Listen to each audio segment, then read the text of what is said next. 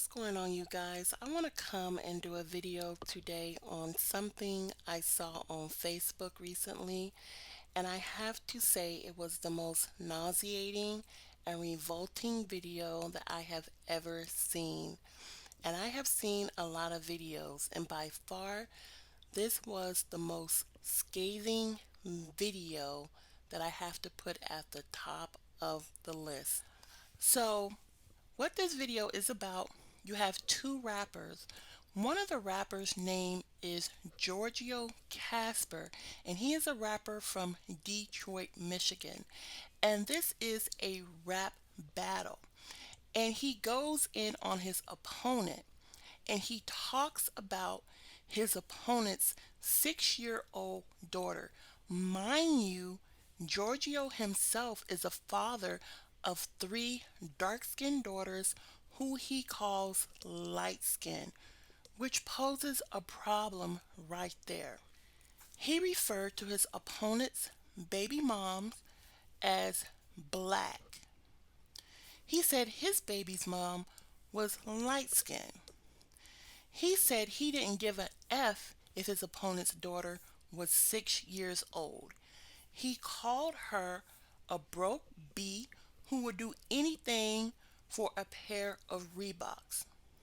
He said he would get her to suck any nigga who paid him to do it. He said every time he puts up a photo of his daughters, they get 500 likes, but his opponent's daughter only gets 8 likes.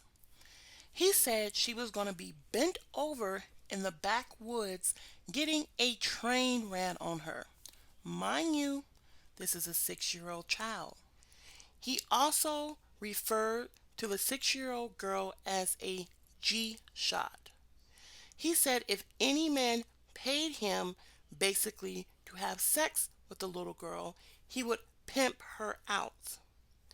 Then he says he hopes the little B learns to fight because she's as ugly as her father.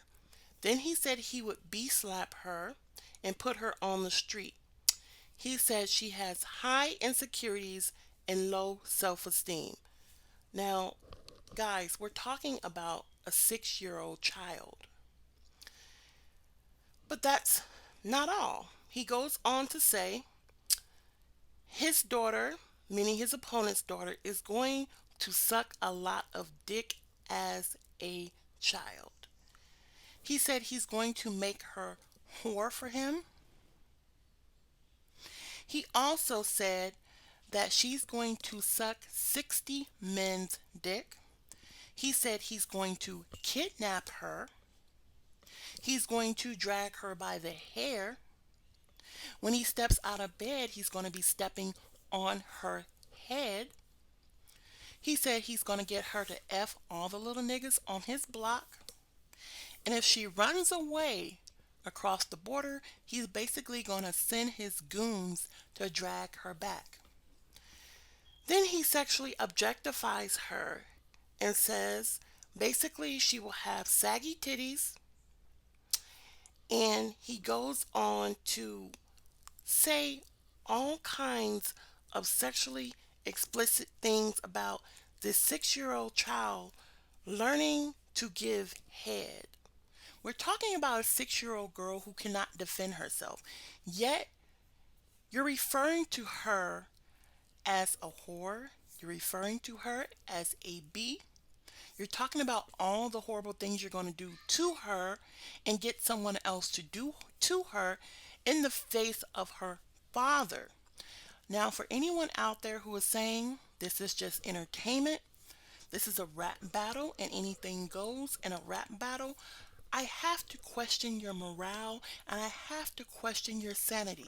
See, these men are snakes in our community and they need to be outed because this is the reason why our children are being molested, abused, tortured, raped, and killed.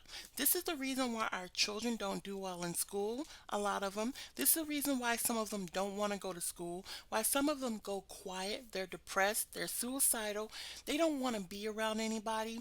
And when you ask them what's wrong, they be afraid to tell you because for some reason they feel guilty that this happened to them. This is what is going on in our communities. And trust me when I say that when a man tells you he does not want children, when a man does not show your children any affection, when a man raps lyrics like this, please take what he is saying as truth. Because a lot of you women out there want to say he's just joking and he's just playing. And then when your child ends up hurt and abused, you want to know where it came from when you saw the signs all along. You guys need to see this as a red flag, and you also need to teach your daughters that this is a red flag. And if you don't have time to teach your daughters that this is a red flag, then you need to sit them down in front of the computer in front of videos like this, and we will tell them that this is a red flag. This is predatory behavior. This is pedophilic behavior, and it should not be accepted in our communities because our children need to be protected. Now, believe it or not, I saw this kind of thing and this type of behavior on YouTube about 11 years ago. This crap was brewing around the 2008-2009 time frame by some YouTubers whose names I will not mention, and I came for them, even had a page shut down. I'm not saying that to brag, but I thought that was it. I was in over my head because I didn't realize how sadistic some of our men were. And as I continued to be a part of the online community, their behavior became more sinister, dark, and downright frightening. And what I began to see was an exponentially growing community of creepy dudes writing sick poetry, singing disturbing songs, and stalking our young women online. And I spoke out about it then, and I thought that was it. Then I started seeing men make posts about their daughter's young friends, and now it almost seems commonplace. I can overlook grown women because they can defend themselves, but what I will not do is stand by and allow a foul, degenerate creature from the unknown to talk about violating a young black female child. For people out there who are confused as to why black women don't trust some of our men, why black women are so aggressive and angry, then you're looking at the foundation of it. Black women are out here creating businesses, going to school, being creative, doing makeup tutorials, becoming leaders, owning salons, and doing cooking videos, and basically minding their own business. And you have some beta male sleeping on a cot in his grandma's basement, posting vile, misogynoir content, putting down women and girls.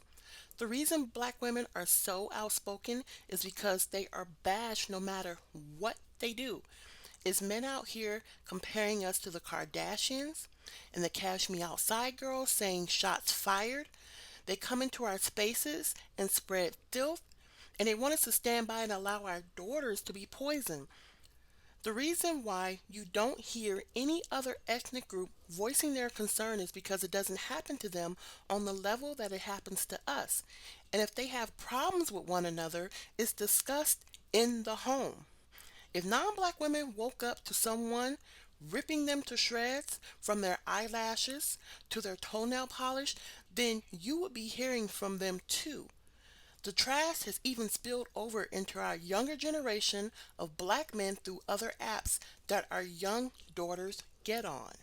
And for anyone out there who is raising black daughters, I need you to pay specific attention to what I'm about to say next because you will have a lot of people out there who will excuse this type of behavior by saying we were enslaved for 400 years, so it's going to take us another 400 years to get where we need to be. You'll hear people say that this was just a joke, he was probably just playing, this is battle rap, you guys are always offended over the smallest things. Let me be direct and straightforward with you. When something affects you, you do something about it. Case in point, when the whole COVID-19 virus popped off, what did everyone go do?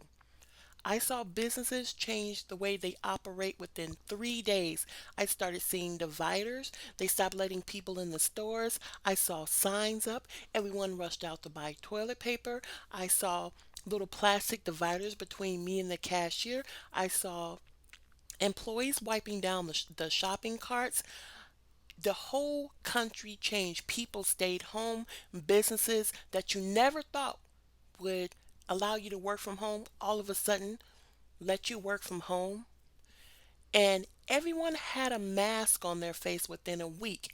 And you know why? Because when you're afraid you're going to die, you act and you act quickly. So I don't want to hear anyone tell me that it's going to take us a long time to undo this, because when you start seeing how serious this is, you will act. The simple fact that we still have to speak out against this goes to show that some people are taking this very lightly. And when it comes to our daughters, we should not take this lightly. Our daughters deserve more, and they learn from us. You, as women, you need to divest the power away from men who constantly look you in the face every day and tell you that they want nothing to do with you. You need to stop begging to be loved and accepted, because it doesn't work and you will be taken advantage of. A man can smell desperation on a woman, and if he's a leeching vulture, he will take advantage of you and the kids you provide him access to. I'm not saying this to have a defeatist attitude, but what I am saying is that you need to silently and strategically move across the chessboard. There is no need to keep begging to be loved, because there are men out there who will love you no matter what. And that's where your focus should be. Stop allowing these color struck celebs to say things about you and do anything to block you from shining as bright as you can. Because I believe it's done to simply get a rise out of you. This is a huge problem, and our girls are being targeted at a very young age. And for a man to sit on stage who is supposed to be protecting our communities and standing guard against anyone who decides they want to come in and wreak havoc on the minds of our children, for him to get on stage and say the objectionable things that he said against his opponent's 6-year-old daughter. You guys, this is very nauseating. Let's go a little bit deeper. The simple fact that this man came into the world through a black woman and had the nerve to get on stage and said what he said, this speaks volumes to his manhood.